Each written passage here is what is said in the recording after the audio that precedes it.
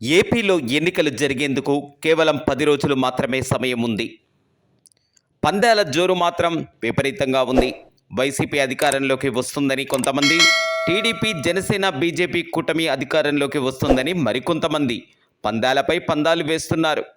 కడప, కర్నూలు, ఉభయ గోదావరి జిల్లాలతో పాటు ఉత్తరాంధ్ర జిల్లాల్లో పందెం రాయుళ్లు రెచ్చిపోతున్నారు. మిగిలిన 10 రోజుల సమయాన్ని ఏ విధంగా వినియోగించుకోవాలని అన్ని పార్టీలకు చెందిన అధినేతలు నానా హైరాణ పడుతుంటే, మరోవైపు పందెం రాయుళ్లు వారిదైన శైలిలో పందాలు కాస్తున్నారు. మే 11వ తేదీ సాయంత్రం 4 గంటలకు మైకులకు తాళం పడాల్సిందే. ఏమి చెప్పాలన్నా, ఏం మభ్యపెట్టాలన్నా 11వ తారీఖు లోపే. ఒకవైపు ముఖ్యమంత్రి జగన్మోహన్ రెడ్డి ఈ నెల 28వ తేదీ నుండి సుడిగాలి పర్యటన మొదలుపెట్టారు. రోజుకు కనీసం 3 సభలను నిర్వహిస్తున్నారు. అదే రీతిలో చంద్రబాబు కూడా పర్యటనను ముమ్మరం చేశారు.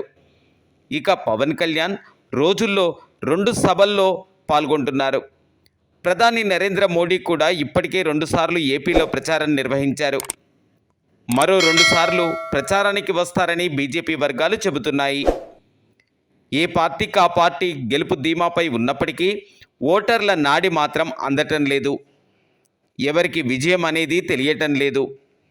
ఈ మిగిలిన 10 రోజుల్లో జనాలు ఎవరి పక్షం అన్నది తెలియాల్సి ఉంది.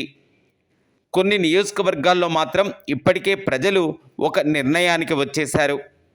మొత్తానికి ఎన్నికలు దగ్గరకు రావటంతో ఈసారి ఎన్నికల వేడి రాజకీయ దుమారం లేపుతుంది.